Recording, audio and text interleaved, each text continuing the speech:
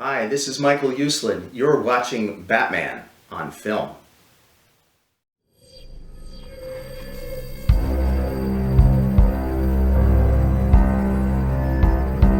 I'm vengeance. I have given a name to my pain.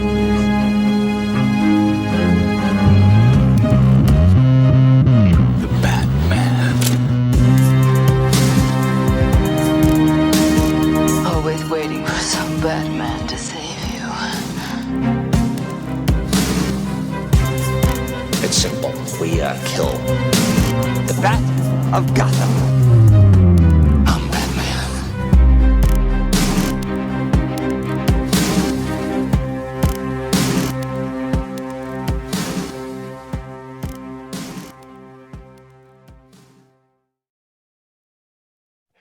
Hey now, welcome to episode number 30 of the Batman on Film Social Hour. And on this one, you can see us. So everyone wave. Okay. And this is going to be an audio podcast and a video version of the Batman on Film Social Hour.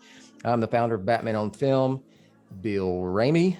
And with me are two senior contributors from Batman on Film, Peter Verra and Ryan Lauer, spelled like lower. See, I did it. You did it. Nailed it. Yep. Perfect. How y'all doing? Doing good. Good. Doing real good. Yeah. All right. That's all I got. Good. That's all you got? That's all I got. I got nothing to complain about. All right, let's get right to it. Let's talk about The Batman, the movie. You know, a lot of things are starting to slowly ramp up. It may not even be noticeable, but as we get closer and closer to the release date, more and more people are seeing this movie for a variety of reasons, test screenings and merchandise and all sorts of stuff. So the downside of that is could be spoilers leak out, so be careful. But I only read one website. Yeah, but I don't think we're going. I have not seen anything that I would think is a spoiler. And the one thing that it may be, it'll probably come out before the movie even arrives. We may be able to tell when we see the next trailer in about a month and a half now. It's coming. Fandom's in October. We're at the end of August. So yeah. So anyway, let's talk about CinemaCon, which took place in Las Vegas last week, and Warner Brothers made a presentation there, and of course there was The Batman presented to the folks in attendance, the theater people, people in that business. And they have theaters out there? Yes, I thought that was Texas exclusive. There are theaters everywhere, sir. Oh, okay. All right. Not just Texas. Okay. Thank you very much. Wherever I'm at, theaters. Okay. So some people call it the cinema. So yes, cinemas. You spell it with an ER or an RE when you type or write it. ER. I'm an ER guy. I think. Yeah. Well, I feel the only time I ever see RE is when you're visiting Canada, right? Like that's how the British spell it as well. I saw for like Broadway shows and stuff with the RE. Like uppity people. Like Mesquite's finest, Rick Shue. God. The pride of Mesquite, Texas. Spells it with RE. Okay. Dick shoes. You're going to get me off on a tangent, but I'm going to stay on track here. I saw Adventures of Bailey in a theater with an RE. Let me tell you. Did you? Okay. Yeah, that's good stuff. Did he get a standing ovation? Yeah, people stood up to walk out. But anyways. Oh, okay. Okay. All right. So at CinemaCon, a lot of times they trot out the actors and the director and all that.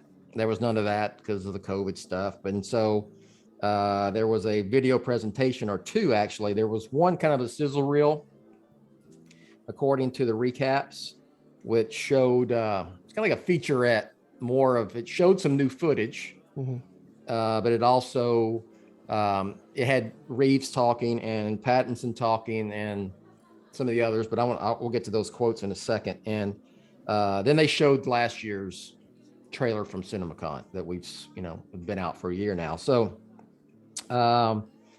Some of the stuff that came out, this was all from the trades and so forth. They showed a scene, some new stuff. There's a scene very year one-ish, apparently, where Bruce is walking through a not so good part of Gotham and brooding, and there's all kind of, shenanigans and nonsense going on around him. Hopefully somebody gets pimp slapped. If he gets the drift. Yeah.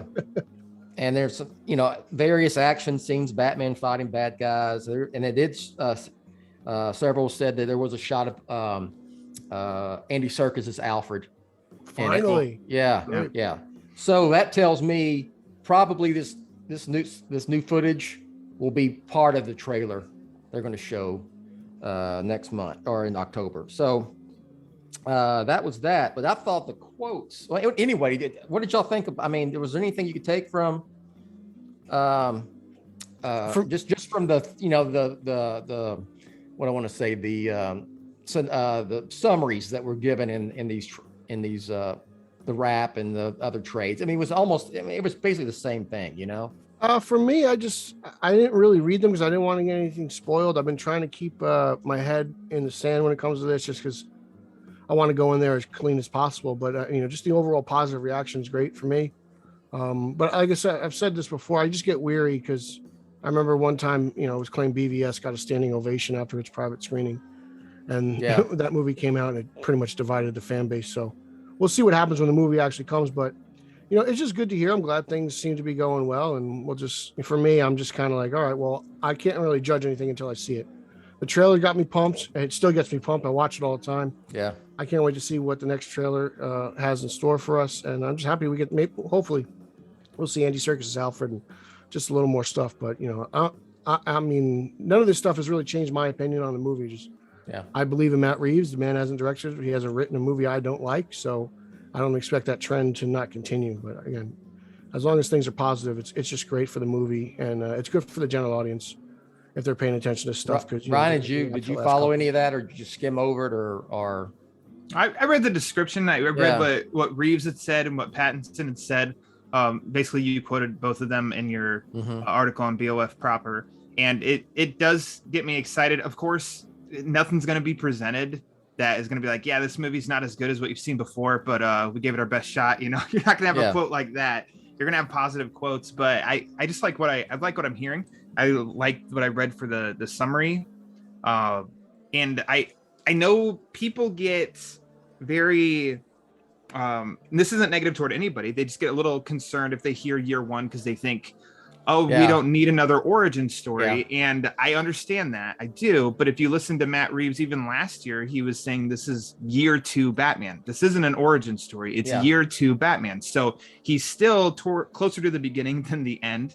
And that is an interesting part to pick up on that I look forward to, a way to introduce us into this version of Batman. And like you'd said in your article too, Bill, of it's the vibe, the atmosphere of year one, which, as history shows for all comic readers, they love that with Batman. I think Frank Miller he hit the right tone with Batman for year one, and the right atmosphere. And that's just, a lot of people, that's their favorite Batman. So why not use that on film just for the atmosphere? The story can be totally different. It's not going to be a rehash of what we've seen before. I said it. Me and Pete talked about all that last time, and it's still I think it's an interesting topic to bring up because I still see people saying the same thing. We've already had. I don't want to rehash of Batman Begins, and they're like, he said many times, it's not an origin story. But speaking of Reeves, I mean, I like this quote, and I had paraphrased it in one article, and then I got the exact quote, and it said, I felt that we've seen a lot of origin stories. It seems further things go and it seems things go further and further into fantasy. And I thought, well, one place we haven't been is grounding it in the way that year one does, to come right into a young Batman, not being an origin tale, but referring to his origins and shaking him to his core. You can have it be very practical, but I also thought it could be the most emotional Batman movie ever made. So he mentioned specifically, it's not an origin story. It's the vibe of year one. It's the look, the aesthetic, the grittiness, the street level. And I was going to ask y'all this later. I'll just bring it up now. going to be the most realistic, grounded Batman movie we've seen. It's going That's to be been more, said. A lot of people Yeah. are saying that. it's wait. it's going to be more grounded than Nolan films. And Emotional. When he talked about a really emotional Batman, that's something because the trilogy is a Bruce Wayne story 1st and foremost. sure. And if you're going to kind of make it more emotional than that, I'm anticipating it, and I'm very looking forward to it. But just how when he says practical, like I'm expecting, like that's great, because I feel like the last couple of Batman movies have been very CGI heavy, a lot of green screen, and I'm all about the practical sets and the rooftops and actual locations. So that's you great. mean you're talking the last BVS and Justice League? Those those are both of them, all three of those movies. You got two versions of one and BVS. So because we know practical also. It seems like he shot a lot of this on camera. It's not special effects or CGI heavy. Neither were the Nolan films, but there's some in it. Oh yeah, they use CGI all the time, but I don't want like the whole background to be computer generated. Like it's different. Like when the Joker invades that cocktail party, the windows are green screen. Yeah, that does, but like they're shooting in an actual room. Yeah. They were actually, I think they were on the ground floor of the building they were using. That's funny to shoot that scene. Ron, what do you think about Reeves' comment here? The grounding it in the way of year one and so forth and so on. I definitely hope that we don't get into, not us, just like fandom itself of, when something new comes out, got to trash the old. I hope we do not get into the trashing the holy trinity that is the Dark Knight trilogy on realism, because that was almost perfected by Nolan, I think. And so to me, it gets me excited. Like, oh, you're going to make it more grounded than that even. Bring it on. Like, that's great that you have. The Dark Knight is my favorite movie of all time, period. It's my favorite movie. To have a challenger come up and try to take that title, I welcome it. And by doing that, realistic Batman is just, that's my preferred Batman. Yeah. And a gothic kind of Batman, because you guys were talking about like shooting on location. We saw and knew where he was shooting, where Reeves was shooting last year pre-pandemic. And then I think even once they were able to start filming again, and some of those locations look awesome. That's my preferred Batman, like in comics, and like Burton's style of like gothic, and get Batman on a damn gargoyle. Like, yes, that's my preference. So this is more stuff that really excites me. And to tie it down emotionally too, I'm really interested in what aspects of Ego will have inspired this. It's not going to be, I don't think it's going to be like, hey, wink, wink, this is from Ego. It'll be a little more subtle, but like, oh, that's what they brought in. That's really cool. Psychological aspect of Bruce Wayne and Batman existing or coexisting, I think is where they're going. Would you say that we've seen that yet in live action? No.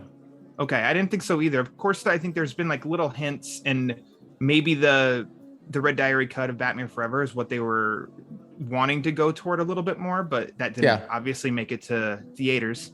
But I don't think it's very minimally in the Burton movies. Yes, that's an interesting aspect then for them to explore as well. Yeah, I mean, and that to me screams, that's why Pattinson was interested. Like, that part makes me think, oh, there was the challenge, there was the hook for Pattinson as an actor on what he sank his teeth into. I just feel like that's. I mean, there's clearly has to be. I think we've seen, with Batman Forever. I know that Joel Schumacher had mentioned, the thing about duality was kind of a theme in that film. And there was some conflict. I mean, you see Batman, and I wish they had included all of it in the movie, but the whole with the Red Diary cut, when he gets amnesia from when he's attacked at Wayne Manor, Batman is taken away from him, and all that's left is Bruce Wayne, and he has to, through the whole process, he finds he can be both, but I don't think we've seen it. Not like it's done in Ego, and I don't think it's going to be like blatantly Ego, but I think that's where we're heading toward, because I mean Reeves has referenced that story several times, they're even packaging it up as, with Year One and Long Halloween and Ego the is Batman box set or box whatever it set. is. Yeah. I'll probably buy it even though I have all those books. It's so long Halloween. I've got to buy it. Just because it's got the. Is it a different format? Are they bigger? Or are they? I think it's the same ones they had. They're just putting it in a box with Jim Lee's comic fandom deal from last year. I'll probably pass on that. I already own all three of them. Sure. I'll get it so I can just put it on my shelf and you can see the box. And it'll look nice. Yeah, that's probably the thing. Let's see. Okay, speaking of not Reeves, but moving on from Reeves, but Pattinson we brought up because Ryan said you can see why he was interested in it. He says for some reason, Batman has always stood out as one of the major characters of the 20th century, and so many people connect with him or connect with Batman, on such a deep level for so many different reasons. From the first conversation I had with Matt about it, I just knew there was something radically different here with the film that Reeves was going to make. What's your thoughts on those comments, boys? To me, it just kind of, I feel like it's not going to be like this action movie, right? Like I'm sure there'll be action in it, but it seems to be a deeper story. I love hearing Pattinson talk. He's so interesting to me. So whenever he does speak, I feel like you learn something new, and just he's an interesting man, which just means like, okay, this guy's kind of quirky. I'm interested to see what he does with Batman. It reminds me a lot of like Keaton, like I feel like Keaton, he can be kind of coy and he can kind of mislead you a little bit, and that feels like what Pattinson does, whereas opposed to like, Kilmer, Affleck, and Clooney were kind of like Hollywood guys doing, the PR tour. But I'm interested in it. Everything he says is fascinating. I like when he's every time he does an interview, he's trolling, and he's trolling the interviewer. He's trolling the audience. It's fantastic. It's an act. It's like he's acting. He's doing a bit. He's playing a character. Yeah, it's very fascinating. He's doing a bit. And I mean, why would he take this role? Because it's big shoes. It's a huge role, and it's big shoes to fill. Especially you're doing the first solo Batman movie after the Dark Knight trilogy, and Christian Bale is revered for that, for his portrayal. No disrespect toward Ben Affleck, but it's just not a Batman portrayal that resonated just in a huge way with audiences. If it did, he'd still be here. It's not beloved. I mean, there's been 3 beloved Batman on film. West. I'd agree. Keaton and Bale, so maybe we get a 4th, but for him to do something that we've already seen, he's doing what Christian Bale did. He's trying to do what Keaton did, or Affleck, or whoever. I mean, what's the point? That's this dude making independent films, And so he got his Twilight money. Yeah. And then since that series ended, I can't think of a massive extravaganza blockbuster film starring Robert Pattinson. And I feel like that's because he doesn't need it. He made all that money from Twilight to where he could pick his projects, which means he is an actor's actor. He's not in it for the checks. And so definitely for someone like that, in it for the art and that kind of challenge. So that was really exciting when that was announced that he was taking on this role, for that sense of like, this is a guy, he doesn't need this, and he agreed to it. I wonder why. What's in that script?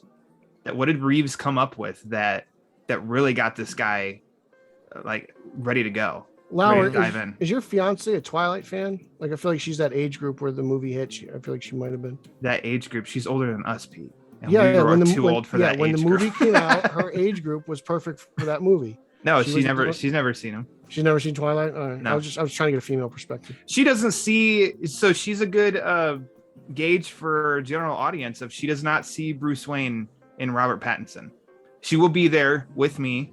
Her choice.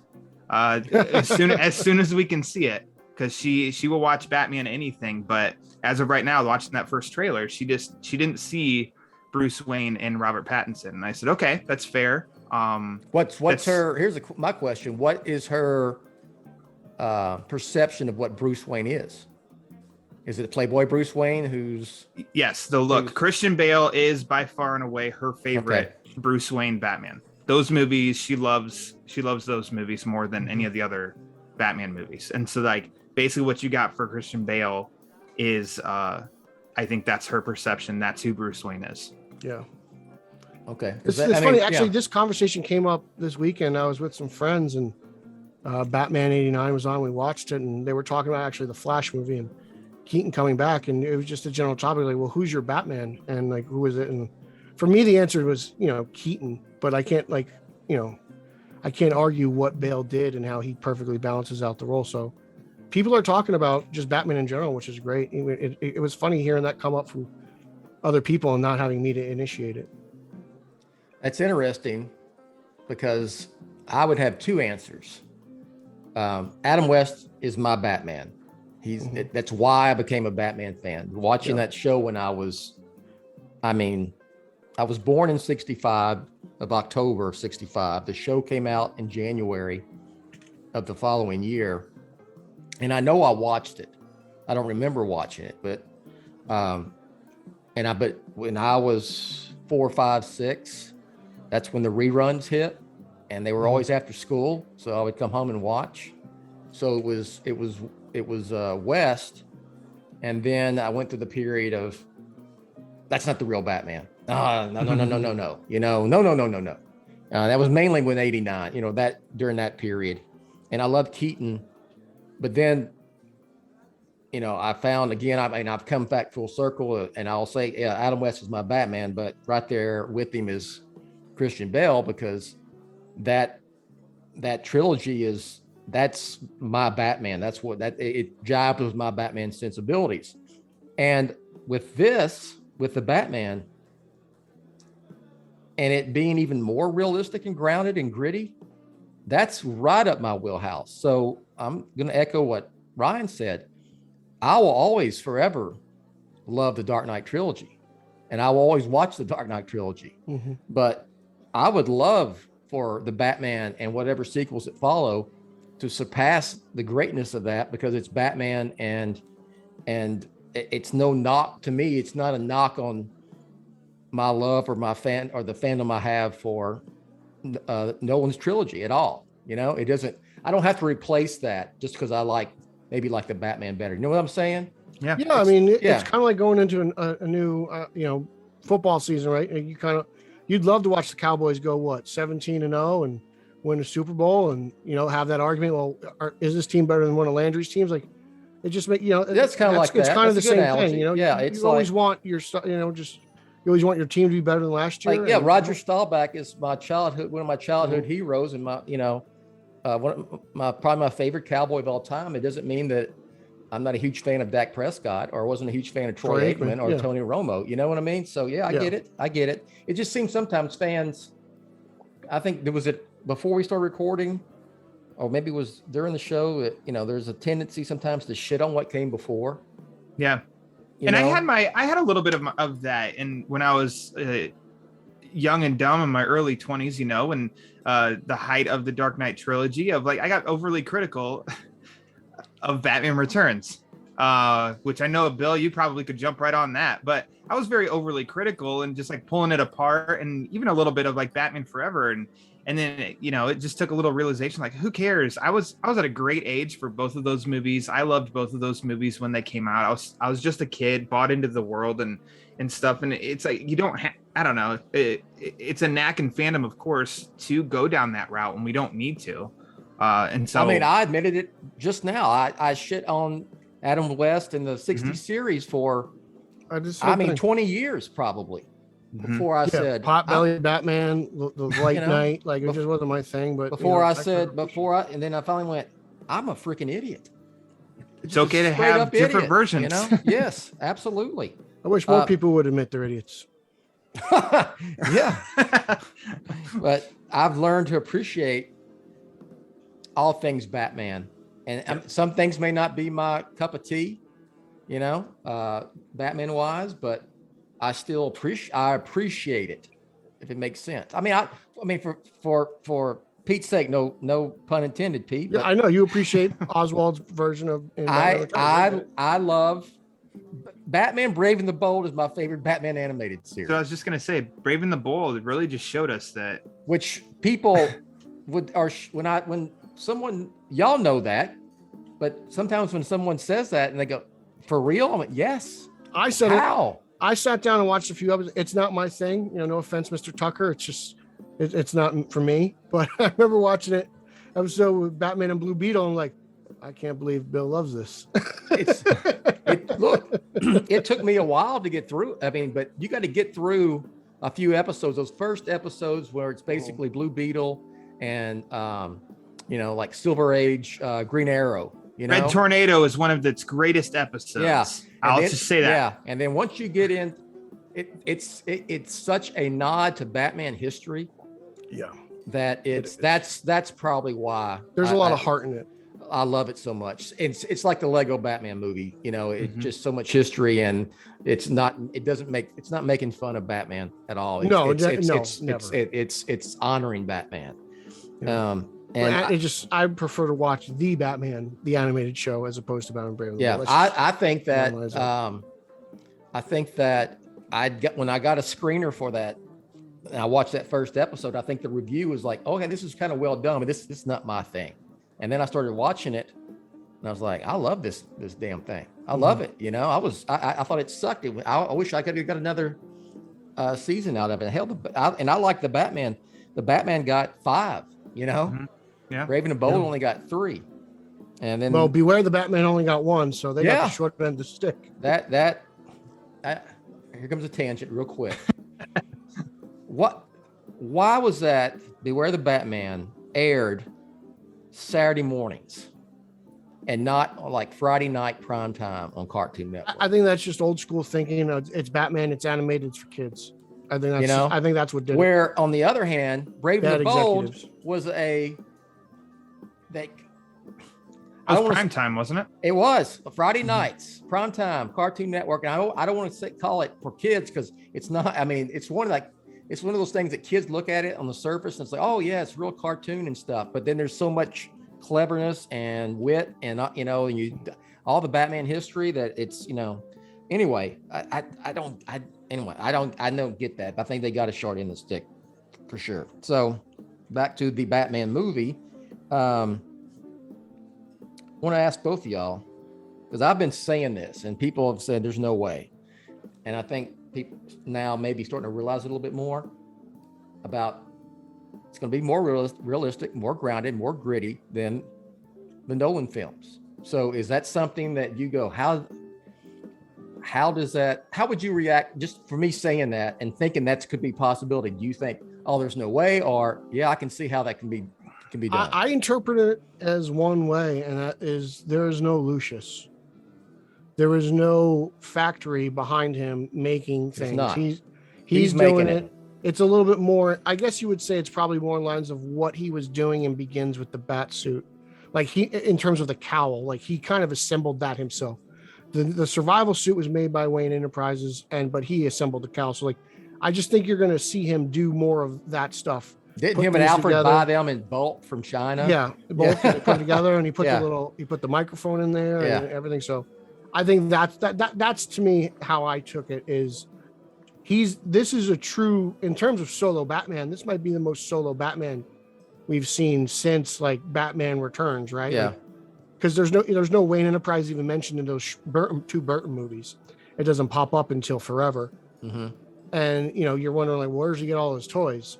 So you just in your head feel like he makes them, but I think we're going to see a lot of that. And then if you look at the end of the trailer when he's got the raccoon eyes, it looks like an unfinished version of the Batmobile sitting on some kind of like flatbed. And I was like, okay, that's interesting. So I feel like he's going to be way more of an engineer in this film. Clearly, yes, you're right. That is the case, and much more street level. And that goes back to the Year One influence, I think. And even to a certain extent, even The Long Halloween is a gritty, crime thriller, murder mystery, which we're going to get as well. So, Ryan, what's your thoughts? I mean, if you'd have had me go before Pete, I'd have told you I don't know. But I think what Pete said, that's a great answer. And I think that makes total sense. And now I'm just going to latch onto that because I don't know. Well, I mean, in the trailer it was there of I Am Vengeance of the Jeff Johns, Gary Frank Batman Earth One played had some kind of impression on Reeves. I think there was a quote in that of like I Am Vengeance or something, but it just makes me think of that now that you say that, Pete, of he's the engineer, he's making it all himself. I'm like, okay, that's kind of how Earth One was working, but even he relied on Lucius. So I have no freaking clue how it's more grounded than the Nolan movies. I couldn't take a guess. I don't think it's going to be a microwave emitter that's going, and I don't think Gotham is going to be at peril, just grand scheme, bad guys going to. This is a cop story. It's going to feel personal. Yeah, it's Chinatown. It's smaller in scope, so maybe that for me could feel like a much more personal story of we are following Bruce Wayne through all of this on a small scope, not a grand scale, traveling the world, at filming for some action sequence in this country, then hops to this country, the big explosions in all these countries. Maybe that's how I could see it being more grounded. Yeah, I would much rather have, and as much as I love the Nolan movies, but having Gotham, I guess, the bomb and the microwave emitter, like Bill said, I would much rather have it be more smaller on scale and just not have like, the world's depending on Batman saving us or the city. It's just a crime wave. This guy's going around, or the Riddler, whoever it is, whoever the big bad is at the end of the movie, is going around murdering people. That's cool to me. I dig that, because it's, again, like, I need Superman to save the world. I need Batman to just protect. I was going to say that could help us with that could help it stand out even more so too. It's a superhero movie, but it is so grounded and personal and small in scope compared to these others that could help it stand out too, of another flavor. It kind of brings you back to 89, right? Because like the Joker was just out to just, he's just messing around with shampoo and deodorant and poisoning people within the city. It's not a whole grand, like the world's at danger here. So I would say that yes, in terms compared to like the bomb and Rises and the microwave emitter and Batman Begins. Yes. And Justice League too. Like the world's at peril there. Yeah. I don't see anything tremendously fantastical or sci-fi ish popping up in these films at all. And I think also at the core is, I mean, he's making this stuff. He's taking a muscle car and turning it into a freaking Batmobile. He's Neil Adams. I mean, look at the dadgum suit. I mean, it's, I know there was a lot of skill and work making that suit look the way it does, but it's made to look like it's something that he put together. I feel like he went to like the Army Navy store and put that thing together. Yeah. And that, I think what's telling is that, I think I've mentioned this to Pete before, is that Mattson Tomlin is doing, Batman the Imposter graphic novel that comes out right before the Batman. And if you've seen the artwork, there's a cover that Lee Bermejo did. The suit is very, very the Batman-esque, if you will. And when I first saw it, I said, is this a tie-in? Because it's going to be released like in February and the movie comes out in March. So I asked, and I asked someone who would know, and they was like, it's not a direct tie-in, but it's very, very the Batman-ish, if you will, because DC wants stuff the movie will help sell. It's interesting. I kind of felt that way when Marini released his Dark Prince Charming. I thought that Joker looked very similar to Joaquin's Joker. So I feel like stuff like that is done intentionally. And so, and the whole premise of this Batman the Imposter by Mattson Tomlin, who worked on the screenplay with Matt Reeves for the Batman, is not doing Batman realistic. It's taking the question is, what if Batman was real? I mean, you actually put him in the real world, and we know he wouldn't last a night, but that's an approach I think that's that Reeves is taking. You know, Mhm. even Nolan was like, he called it hyper realism. You know, and I do think we're going to get a more stylized version of Gotham, and the aesthetic of the film is going to be much more stylized, because Nolan films were clean, and I mean, I know there was a lot of CGI and models and stuff, and they built up around Chicago and they built up around Pittsburgh and whatever, and they used parts of New York City and stuff, but it was still wasn't all that stylized, Yeah, I'm interested to see what the Gotham City brings to the table. I think everyone who's directed a Batman film has kind of recreated their own version of the city, so it's an important aspect. I'm fascinated to see what this kind of, what do you say, this stylized version of New York and stuff. And Gotham City is such a big factor. So it's interesting to see, like, Ryan, like, I want Batman hanging out on gargoyles. Like, we got a little bit of that in Justice League, and at the end of '89. So it'd be nice to see again. I enjoy that stuff.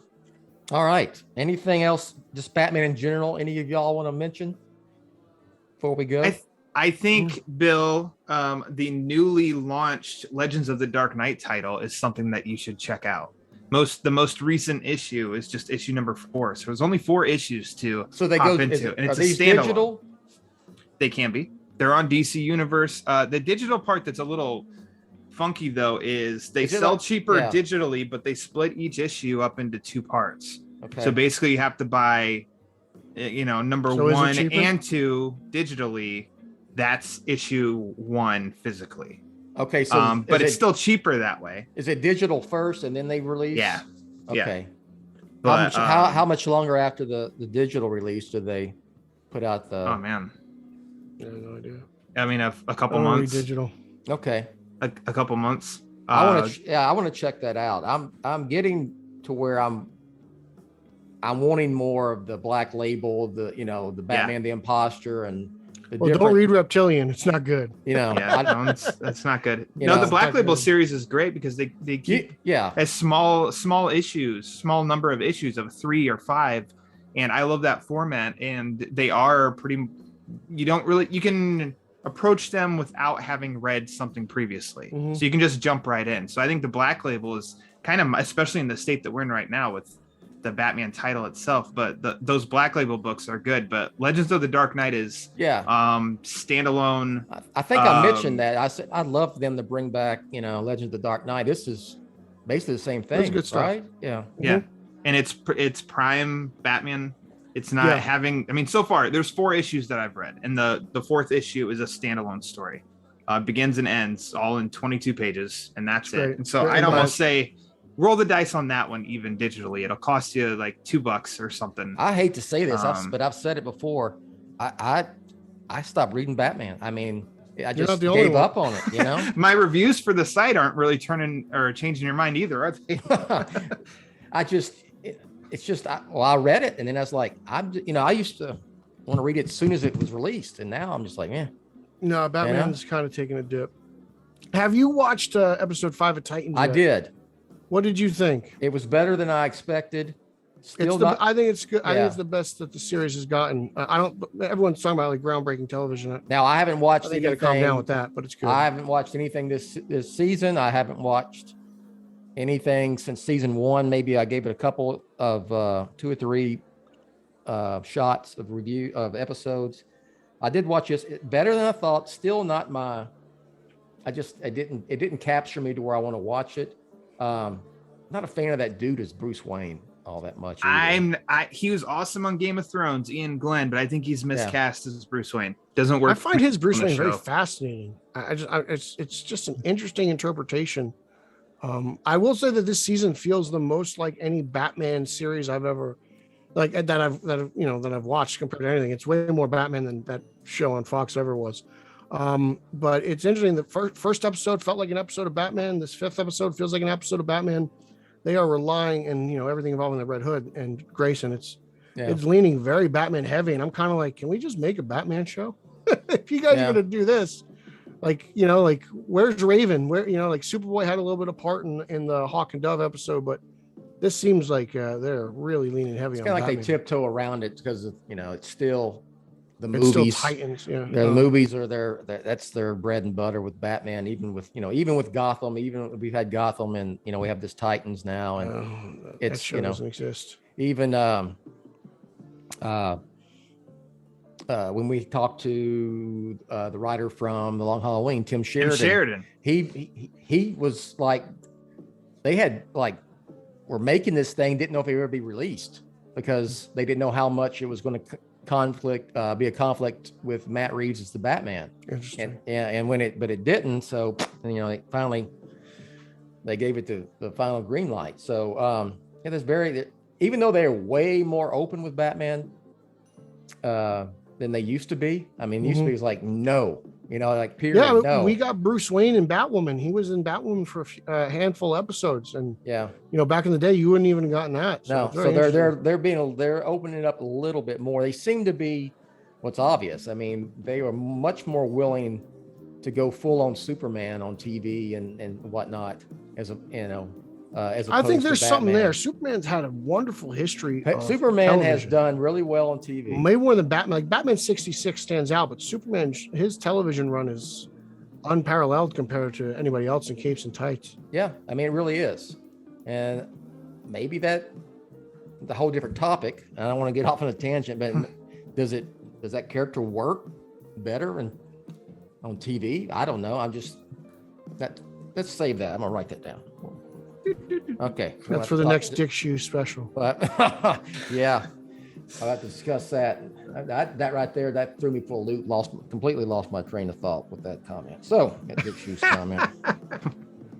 All right, so getting closer to the Batman. Every second, we're 6 months out. We're gonna get a trailer in a month and a half. Can't wait. I'm excited.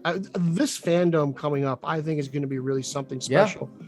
I mean, Black Adam, The Flash, Aquaman, The Batman. I mean, did I miss anything? Those things are headliners. One more thing. You brought this up. How much of Keaton's Batman do you want to see at Fandom? Or do you want to see it? I want to see him in the suit. I don't want us to see... Don't ruin anything. I don't want us to see how he returns or how they meet in the film. I want that saved for the theater. I would like to see a cool picture of Keaton in the suit, even if it's just an image, still image. That's fine. Because we'll be like 14 months out from The Flash. They don't owe us anything, but if they have a part of Fandom, they're going to give us something. I don't know how much of the suit I want to see because I feel like it's going to be different. Right, that image that Muschietti shared, it seemed a little bit more armored. I feel like there's going to be multiple suits, so why not give us one? All right. If there's going to be multiple. If you show me that car, that's all I need. All I need is that car. You know what that looks like. So, yeah. I know, but to see it in something new, I don't know, whether it's just the Flash standing next to it, just because it's kind of mind-blowing, I still can't believe Keaton's back. It's crazy to me. We got a lot of Pattinson in that first Batman trailer as Batman, and Bruce Wayne. But I think that may be just because they were doing a little bit of a sales job. No, look, I think so because here's Pattinson. Look, this is what this is. This is badass. This is different than when the last time you saw this character. And with Keaton, we know what we're getting. So yeah, I don't want to. I'm with you. I don't want them to overdo it. I just want to see something. A brief shot, just tease me, okay? Yeah, a good teaser. Yeah, I mean we're still well over a year away. When this, what if the trailer just ends with Keaton doing his famous bat turn, and that's how it ends, and then you see him and see that oval back. Yeah, I hope if he sports a full suit, I hope they gave the man something way more comfortable than what he had to wear. In 99 and 92, and maybe he can actually turn his head this time, I hope he doesn't have to turn his head. I want the bat turn. Maybe he can turn his head, but he does the bat turn. Who knows? We'll see. Right. I don't know. We'll have to have Reeves effects on and talk to him about it. He makes all these suits. All right. That'd be a good idea, actually. All right, Brian, plug away. All right, you can read all of my reviews and posts that are varying topics on BOF proper. You can also follow my podcast, The Batman Book Club, on Twitter at The Batman BC. The next episode drops tomorrow, and it's got my pal here, Peter, on to discuss Batman comics in the month of August. So check that out. Okay, that's it. Yeah, read more Batman comics. There you go. Okay. All right, Peter. You can follow me on social media, Twitter, Instagram, and Zach Snyder's favorite Verra at Pete Illustrated. You can follow podcast number 1, Straight Outta Gotham, that I co-host with the champion of Long Island, Eric Holzman, at straight_O_G on both Instagram and Twitter. Check out our Facebook group. Check out our Facebook fan page. You could also follow my second podcast, the Italian Spider-Man Coalition, that I co-host with Chicago's finest, Nick and Nico Caruso. That is at Italians for Spidey on Twitter. We're going to record a new episode today, so check that out.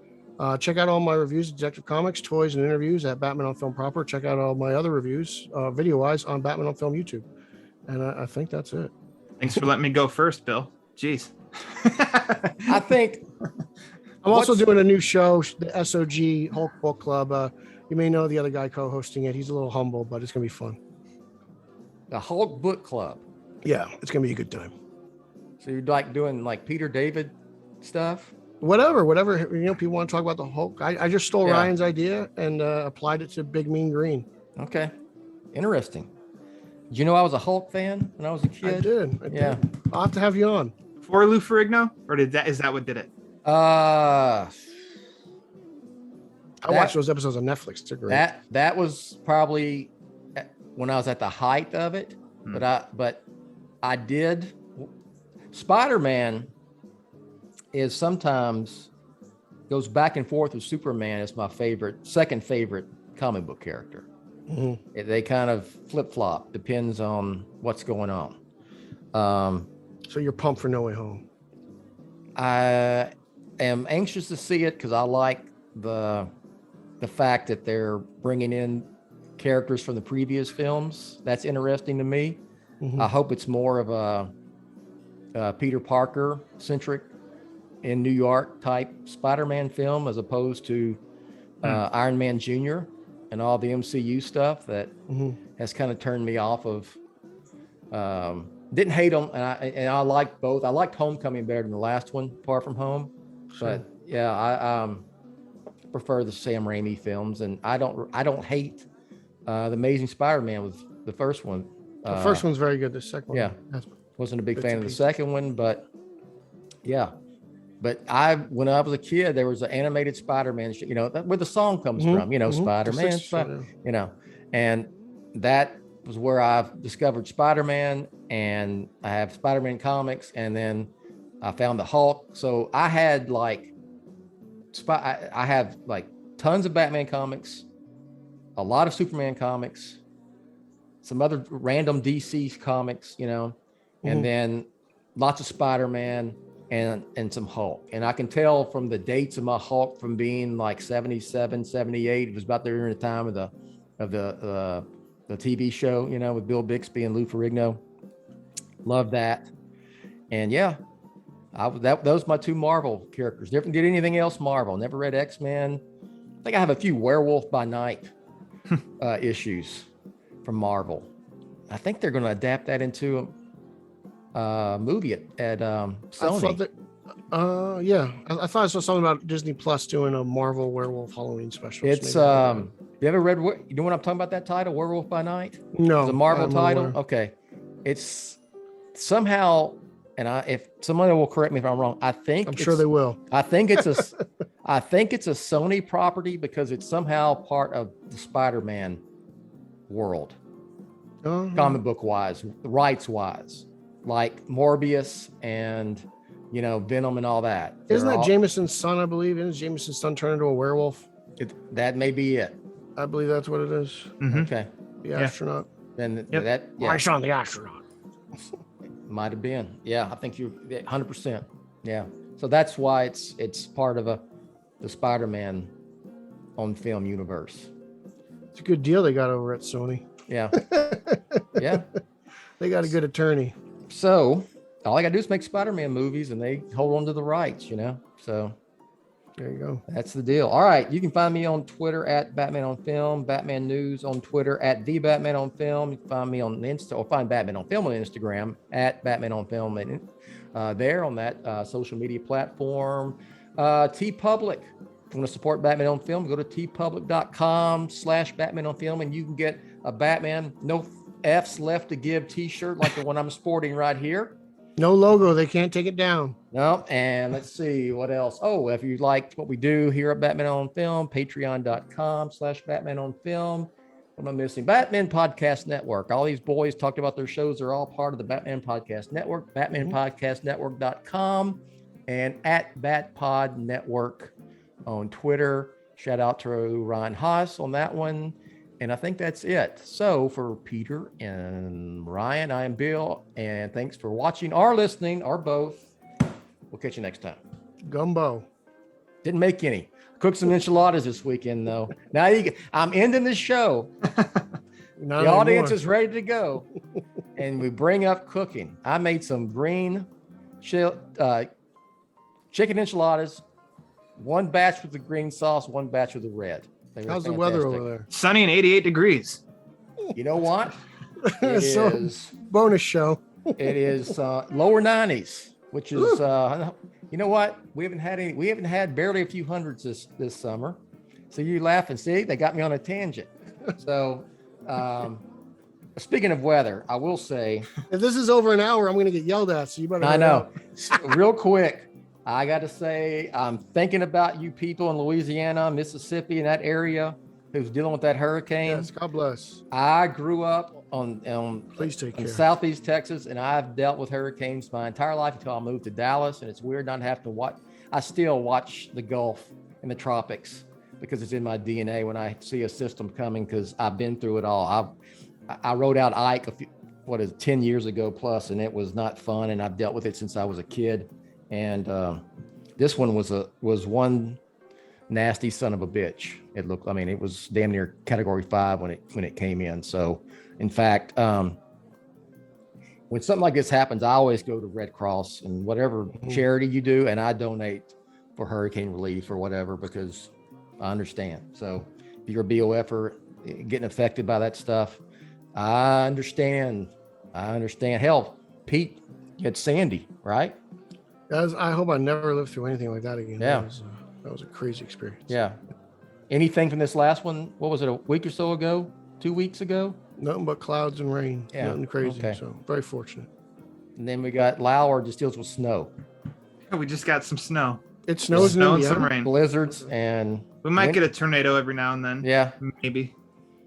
Oh, don't even get me Midwest. started on tornado. I start talking about North Texas and tornadoes and Southeast Texas and hurricanes. Okay, I got to end this. Thanks for watching or listening. Bye.